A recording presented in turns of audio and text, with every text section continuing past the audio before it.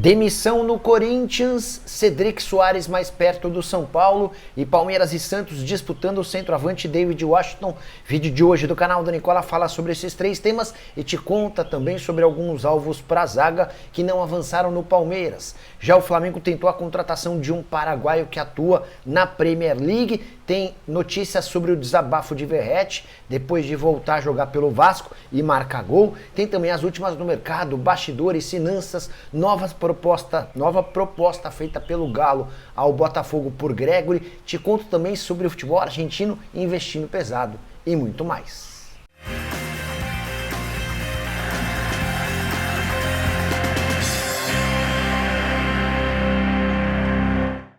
Fala aí pessoal, sou Jorge Nicola, bem-vindos a mais um vídeo do canal, sempre bom ter vocês por aqui. Sem perder tempo, só pedir para deixar like, se inscrever no canal e ativar as notificações. Bora começar o vídeo com aquele tradicional giro de notícias e a primeira informação é sobre a Lazio, única equipe classificada para o mata-mata da Liga Europa, com detalhe de que resta apenas uma rodada para o fim e 14 times brigam pelas outras 9 vagas.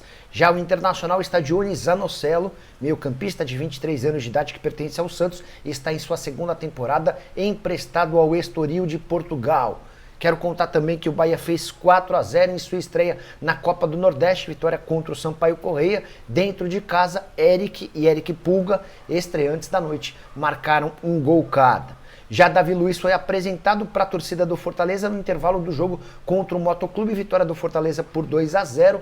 Davi Luiz foi recebido com muita festa, Lucero e Pikachu marcaram os gols do Lion. O Ceará acertou a contratação de Fabiano Silva, lateral direito de 24 anos de idade, que estava no Moreirense, atleta que também teve passagem pelo Braga de Portugal.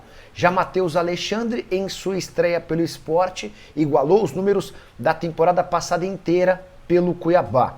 É que o Matheus Alexandre fez um gol e deu uma assistência na vitória por 2-1 contra o Ferroviário na quarta-feira. Na temporada passada pelo Cuiabá foram 51 jogos, um gol e uma assistência. Bora falar agora sobre Verratti, que desabafou depois da primeira vitória do Vasco no Campeonato Carioca. Você lembra, né? Nos 3 primeiros jogos o Vasco poupou titulares. E a estreia dos times principal aconteceu nessa quinta-feira, vitória por 2-0 contra o Madureira. Um gol do Verratti, outro gol do Paulinho.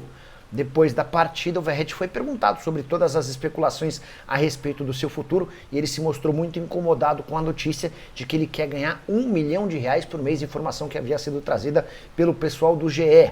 Abre aspas para o argentino, falaram que eu pedi um salário que é mentira, também disseram que eu não iria voltar. Acho que mereço respeito, até porque sempre honrei e respeitei essa camisa e vai ser assim até o último momento. Não gostei do que se falou e cabe às pessoas não acreditarem, mas eu fico aqui e fico até que me mandem embora, fecha aspas. Gosto demais do Verratti, acho que a participação e presença dele no Vasco é super importante, mas foi o Verratti e seu empresário que permitiram todas essas especulações a partir do momento em que ele passou a batalhar por um aumento salarial.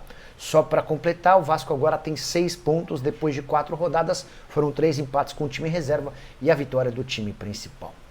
Hora de falar sobre o futebol argentino que decidiu investir pesado para tentar acabar com a soberania do futebol brasileiro, especialmente na Libertadores.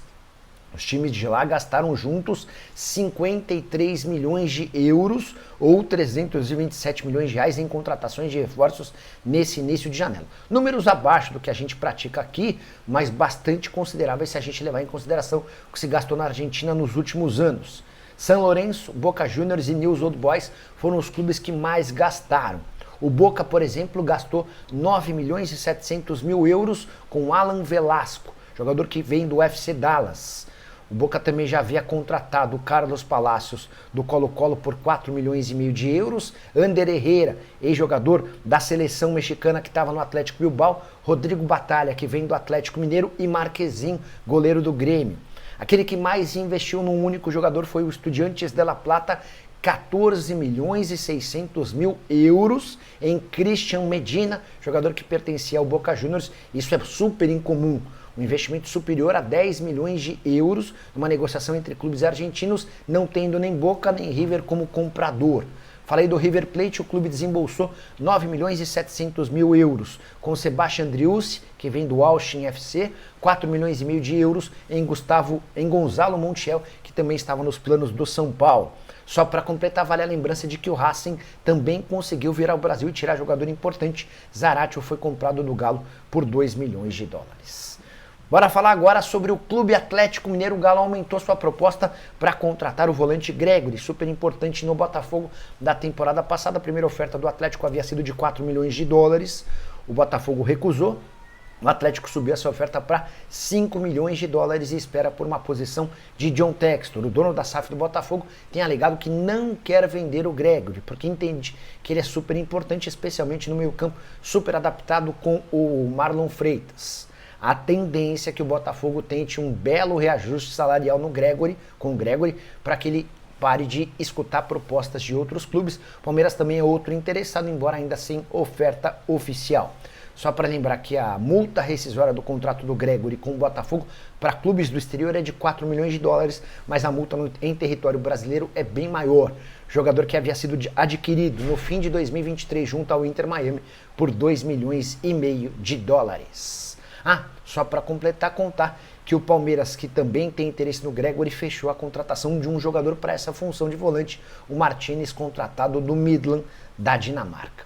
Hora de falar sobre o Flamengo, que buscou, tentou e esteve perto de contratar Júlio Enciso, paraguaio, atacante, 21 anos de idade, que pertencia ao Brighton. Entre Flamengo e Brighton, a coisa deu uma bela avançada. O rubro-negro ficaria com o jogador por empréstimo com opção de compra, mas coube ao jogador paraguaio a escolha pelo Ipswich Town, time também da Premier League, que assim como o Brighton disputa a primeira divisão.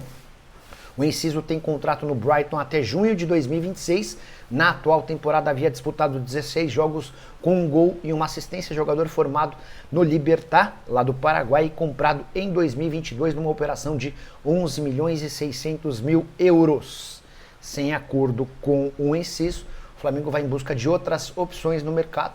A busca por um volante hoje é considerada primordial, até por conta do risco de saída de Eric Pulgar. Só para complementar o noticiário, o Pulgar, né? O Pulgar era com o jogador do Ceará, foi contratado pelo Bahia. O Pulgar, esse sim, chileno, que pertence ao Flamengo. Só para completar o noticiário rubro-negro, não são apenas 2 clubes portugueses que devem dinheiro ao Flamengo e viraram ação de processo na FIFA. O Almeria da Espanha também deve grana ao Fla. Tudo porque quando da compra do Lázaro junto ao Flamengo, o Almeria não pagou os impostos. Com multa e juros, esse valor hoje é de 11 milhões de reais. O Flamengo acaba de entrar com um processo na FIFA contra o Almeria, assim como já havia feito contra o Estrela Amadora e o Leixões. Bora mudar de assunto e falar sobre a disputa entre Palmeiras e Santos por David Washington. Atacante revelado no Santos e vendido para o Chelsea por 15 milhões de euros. Lá na Inglaterra ele tem bons números, mas no time sub-21 do Chelsea, na atual temporada, 13 jogos, 9 gols e 3 assistências. O David Washington quer sair do Chelsea para jogar com mais frequência por um time principal. O Chelsea concorda com essa saída, mas prefere emprestá-lo para clubes europeus. A gente já está chegando no fim da janela na Europa, ela se encerra em 31 de janeiro e não há nenhum movimento muito próximo de ser concretizado. Diante disso, aumentam consideravelmente as chances de o Chelsea topar um empréstimo do David Washington para um clube brasileiro. O Palmeiras e o Santos são os maiores interessados. O Flamengo, antes de contratar o Juninho, também havia tentado fechar a aquisição desse jogador. Alguém super promissor, de 19 anos de idade, que dá hoje preferência à volta ao Santos. Se a opção for do David, ele vai preferir voltar à Vila Belmiro. E motivos não faltam. Primeiro porque ele considera o Santos a sua casa. Depois porque ele vislumbra a possibilidade de atuar ao lado do Neymar. Negociações entre Santos e Neymar estão fechadas. Resta apenas o acordo com o Al Hilal para que o martelo seja batido. Palmeiras busca um centroavante desde que o Endrick foi embora, na metade do ano passado, vendido para o Real Madrid. A situação se tornou ainda mais grave a partir do momento em que o Flaco Lopes não decolou e que o Rony passou a treinar separado do restante do elenco, por conta de todas as possibilidades de ser negociado. Só para completar o noticiário, eu quero falar que o Palmeiras está atrás de zagueiros para substituir o Vitor Reis. E as 2 primeiras tentativas não funcionaram. o Verdão sondou o Getafe da Espanha por Omar Alderete. Esse é um zagueiro paraguaio da seleção, ele forma a dupla de zaga com o Gustavo Gomes. Na seleção paraguaia tem mais moral até do que o Gustavo Gomes, só para vocês entenderem o tamanho desse defensor. Mas, como já havia acontecido com o Cruzeiro, que tentou a contratação do Alderete, o Palmeiras não conseguiu avançar em relação ao clube espanhol. Outro nome cogitado pelo Verdão foi de Igor Júlio. Zagueiro brasileiro, 26 anos de idade, pertence ao Brighton da Inglaterra. Esse cara surge no Red Bull, é vendido para o Salzburg, também da família Red Bull, depois vai para a Itália jogar na Fiorentina e foi comprado na temporada retrasada por 16 milhões de euros pelo Brighton. Mais titular do que reserva, o Brighton não tem a intenção de negociá-lo. Valentim Gomes, que também era alvo do Palmeiras, ou pelo menos foi sugerido ao Palmeiras, negociação acabou esfriando, tudo porque ele tem negociações avançadas para jogar no futebol europeu. Bora falar de um assunto sério. O Corinthians demitiu na última quarta-feira um funcionário das categorias de base. Tudo porque o Timão havia recebido de atletas da base denúncias de pedofilia e assédio. E essas denúncias vieram acompanhadas de provas com registros de conversas, prints de mensagens, além de ligações de atletas com esse acusado. O nome do funcionário ainda não foi revelado, acho um grande absurdo. Se o Corinthians teve provas e mandou o funcionário embora, essa pessoa precisa ser identificada até para que essa pessoa nunca mais volte a trabalhar no mercado. Eu estou tentando buscar quem foi esse cara demitido na última quarta-feira. Tudo isso em meio às vésperas de uma decisão super importante. Nesse sábado, Corinthians e São Paulo se enfrentam na final da Copa São Paulo de Juniores, partida marcada pro Pacaembu, com o mando do São Paulo, até porque o tricolor acumulou mais pontos do que o Corinthians ao longo da competição. Ah, Nicola, o que muda o mando de campo? Na final específica da Copa São Paulo muda bastante, porque só o São Paulo poderá ter torcedores. Você sabe que há um veto à torcida dos dois times em clássicos na capital paulista. Por conta disso, fazendo-se valer da melhor campanha, o São Paulo vai ter torcedores e o Corinthians não vai poder contar com ninguém na torcida no Pacaembu, que reabre suas portas depois de um longo e tenebroso inverno, enorme reforma feita no estádio. Ah, só para completar sobre essa pessoa demitida na última quarta-feira. Havia sido contratada em setembro do ano passado, pouco tempo depois já estava aprontando, foi demitida e eu espero que nunca mais volte a trabalhar com futebol, de preferência que vá cumprir seus próximos anos atrás das grades.